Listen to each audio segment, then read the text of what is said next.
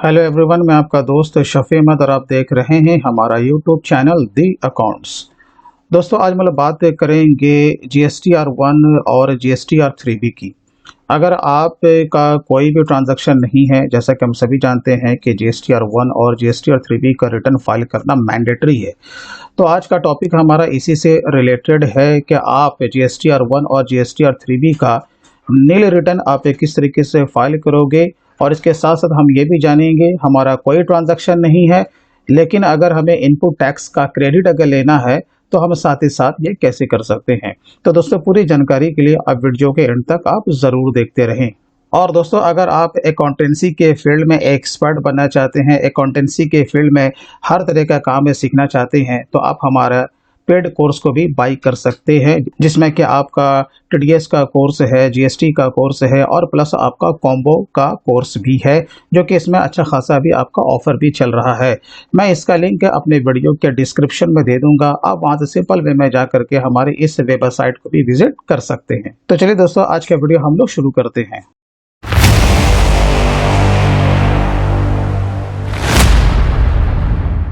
तो सबसे पहले हमें GST के पोर्टल पे आना है और यहाँ पे आपको लॉगिन पे चले जाना है।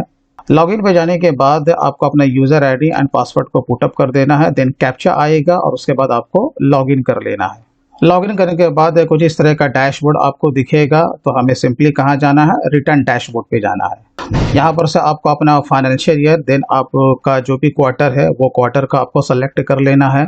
जैसे कि मैं लास्ट क्वार्टर का जनवरी का मैं रिटर्न फाइल करने जा रहा हूं, जैन पीरियड को मैं यहां पर से सेलेक्ट करूंगा, देन सर्च। रिटर्न को फाइल करने से पहले जो कि बहुत ही इंपॉर्टेंट है कि आप अपना GSTR2B को एक बार ज़रूर व्यू कर ले कि कितना इनपुट टैक्स का क्रेडिट आपका बन रहा है। तो चलिए सबसे पहले हम लोग GSTR2B में जा करके हम लोग चेक करते हैं। तो यहाँ पर हमारा रिटर्न का जो पीरियड है वो जनवरी है और यहाँ पर हमारा दिख रहा है कि कुछ हमारा एक नॉर्मल सा इनपुट टैक्स का क्रेडिट बन रहा है, जो कि CGST एंड SGST में यहाँ पर वो रिफ्लेक्ट कर रहा है। तो हमें क्या करना पड़ेगा, ये जो यहाँ पर शो कर रहा है हमें अपना बुक को चेक करना पड़ेगा कि उतना ITC जेन्युइन है या फिर नहीं है, राइट। अगर एक्चुअल में ये है तो हम क्या करेंगे, GSTR3B में हम इस ITC को क्लेम कर लेंगे, ठीक है। तो चलिए अगेन यहाँ पर से आपको अपना financial year, quarter, then period को आपको सेलेक्ट करना है, देन सर्च। जैसा कि हम सभी जानते हैं कि अगर आप रिटर्न फाइल करने जा रहे हो तो आप GSTR3B का रिटर्न पहले फाइल नहीं कर सकते। सबसे पहले आपको GSTR1 का ही रिटर्न फाइल करना पड़ेगा, राइट। तो सबसे पहले हम लोग GSTR1 का रिटर्न फाइल करेंगे, फिर उसके बाद हम लोग GSTR3B का रिटर्न को फाइल करेंगे। तो चलिए सबसे पहले हम लोग चलते हैं GSTR1 में। यहाँ पर दो ऑप्शन आपको दिख रहा है, एक ऑनलाइन प्लस ऑफलाइन। तो हम लोग सिंपल वे में ऑनलाइन पे हम लोग क्लिक कर देंगे। क्लिक करने के बाद यहाँ पर इतने सारे यहाँ पर आपको टेबल दिखेंगे, add records, amend records, right. अब जैसे कि हमारा कुछ भी सेल है ही नहीं, किसी भी तरह का debit note and credit note है ही नहीं, तो हम क्या करेंगे, तो बस यहाँ पे आप देखोगे टॉप में लेफ्ट में आपको दिख जाएगा फाइल नील GSTR1। बस हमें क्या करना है, इस पे क्लिक कर देना है और हमारा काम खत्म हो गया। यहाँ पर आपको ऑप्शन दिख जाएगा फाइल स्टेटमेंट, इस पर आपको क्लिक कर देना है। उसके बाद फाइनली यहाँ पर आपको चेक मार्क पे क्लिक करना है, यहाँ पर से सेलेक्ट पे आपको क्लिक करना है। यहाँ पर आपको अपना फर्म का नाम दिख जाएगा और यहाँ पे जैसा कि आपको पता है कि फाइल को वैलिडेट करना है, राइट। तो आप यहाँ पर DSC या फिर EVC, राइट। तो आप इसके थ्रू भी क्या कर सकते हैं, अपने रिटर्न को वैलिडेट कर सकते हैं। तो मैं जा रहा हूँ फाइल विथ EVC।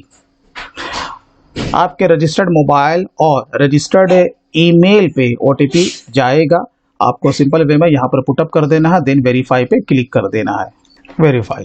तो यहाँ पर आपको सामने में ही ये मैसेज भी दिख जाएगा कि आपका जो GSTR1 का रिटर्न है वो सक्सेसफुली फाइल हो चुका है। अब बारी है GSTR3B की। तो यहाँ पर अगेन हम जाएंगे रिटर्न्स में, यहाँ पर से अपने मंथ को सेलेक्ट करेंगे, देन सर्च। देखिए अब यहाँ पर ये शो होने लगा कि हमारा ये फाइल हो चुका है। अब हम जाएंगे GSTR3B के ऑनलाइन वाले ऑप्शन पे। यहाँ पर आपका सिस्टम जनरेटेड जो कि समरी है वो यहाँ पर आपका शो हो जाएगा। ये सब बता रहा है कि हाँ आपका जितना भी रिपोर्ट है वो जनरेटेड है, देन क्लोज। यहाँ पर भी आपको बहुत सारे टेबल यहाँ पे दिख रहे होंगे, राइट। अब जैसे कि हमारा क्या है भाई, नील है, राइट। लेकिन नील के साथ साथ क्या है, हमें इनपुट टैक्स का क्रेडिट भी लेना है। तो हमें क्या करना पड़ेगा, ये जो एलिजिबल ITC है है ना। तो इसके लिए हम लोग क्या करेंगे, जीएसटी और 3B का नील रिटर्न फाइल हम लोग नहीं करेंगे, राइट। तो हमें एलिजिबल आईटीसी जैसा कि हम जीएसटी आर 2B में देख चुके हैं वो यहाँ पर रिफ्लेक्ट हो रहा है। तो हमें क्या करना है कि हाँ भाई इसका आईटीसी क्लेम तो करना है, राइट। तो इसी डेटा को हम लोग क्या करेंगे, सेव करेंगे। लेकिन यहाँ पर एक प्रॉब्लम ये है कि भाई देखो हमारा यहाँ पे कुछ पुराना लेट फाइन भी यहाँ पे आ रहा है, और आपको पता है कि किसी भी तरह का लेट फाइन इंटरेस्ट का जो पेमेंट होता है वो इनपुट टैक्स के क्रेडिट से उसका एडजस्टमेंट नहीं हो सकता। इट मीन्स कि हमें इसके लिए अपने बैंक से यानी कि कैश लेजर से हमें इसका पेमेंट करना पड़ेगा, राइट। तो फाइनली हम तो क्या करेंगे भाई, इसका तो पेमेंट तो करेंगे ही। तो पहले हम लोग सेव पे क्लिक करेंगे। सेव पे क्लिक करने के बाद प्रोसीड टू पेमेंट पे हमें क्लिक कर देना है। यहाँ पर देखो कैश लेजर का बैलेंस हमारा नील है, यानी कि हमारे पास फंड वैल्यू है ही नहीं, तो हम पेमेंट कहाँ से करेंगे, राइट। हमारा कोई भी लायबिलिटी यहाँ पर नहीं दिख रहा है, और यहाँ पर हमें किसी भी तरह का जो इनपुट टैक्स का जो क्रेडिट है, राइट, हमें उसका एडजस्टमेंट तो नहीं करना है, राइट। तो आपको मेक पेमेंट या पोस्ट क्रेडिट टू लेजर पे आपको क्लिक करना है। यहाँ पर आपका वार्निंग करके आ रहा है, you do not have sufficient balance in electronic cash ledger, do you want to create challan. तो यस, यहाँ पर हमारा 50 रुपीज़ यहाँ पे आ चुका है। हमें 100 का पेमेंट करना है, जो कि ये फीस है, ये हमारा लेट फाइन का है, वो भी लास्ट मंथ का, राइट।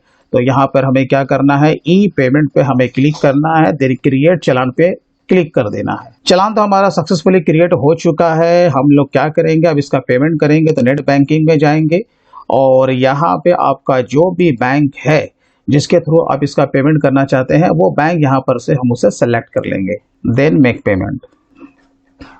देखिए यहाँ पर जैसे आपका पेमेंट सक्सेसफुली होगा वो आपका बाय डिफॉल्ट जीएसटी के पोर्टल पे लेके जाएगा विद इन 10 सेकेंड। आप यहाँ पर से अपने रिसिप्ट को भी व्यू कर सकते हैं, राइट। तो हमें क्या करना है, कंटिन्यू पे क्लिक कर देना है। तो यहाँ पर देखिए कैश लेजर पे इसका इफेक्ट आ चुका है। इसमें कभी कभी आपका लेट भी लग सकता है, तो जब तक के कैश लेजर पे इसका इफेक्ट नहीं आएगा आपका रिटर्न फाइल नहीं हो सकता है, क्योंकि वो ऑफसेट होगा ही नहीं, राइट। तो आपको कुछ इंतजार भी करना पड़ सकता है। तो हमारा इफेक्ट इमीडिएट आ चुका है। अब हम क्या करेंगे, इसे ऑफसेट करेंगे, यस। देखिए यहाँ पर हमारा ऑफसेट सक्सेसफुली हो गया है, ओके। नीचे आएंगे प्रोसीड टू फाइल, फिर वही चीज़ है, वेरिफिकेशन पे आपको क्लिक करना है। यहाँ पर से अपने नाम को सेलेक्ट करना है, विथ ईवीसी पे क्लिक करना है, देन वेरीफाई, फाइलिंग सक्सेसफुली। तो दोस्तों इस तरीके से बहुत ही सिंपल वे में आप GSTR 1 और GSTR 3B का रिटर्न फाइल कर सकते हो। और दोस्तों अगर आप अकाउंटेंसी के फील्ड में एक्सपर्ट बनना चाहते हैं, अकाउंटेंसी के फील्ड में हर तरह का काम अगर आप सीखना चाहते हैं, तो आप हमारे पेड कोर्स को भी बाई कर सकते हैं। मैं इसका लिंक वीडियो के डिस्क्रिप्शन में दे दूंगा, आप वहां से सिंपल वे में जा करके इस पेड कोर्स को बाई कर सकते हैं। तो दोस्तों फिर मिलते हैं किसी दिन किसी नए टॉपिक के साथ, तब तक take care and bye bye.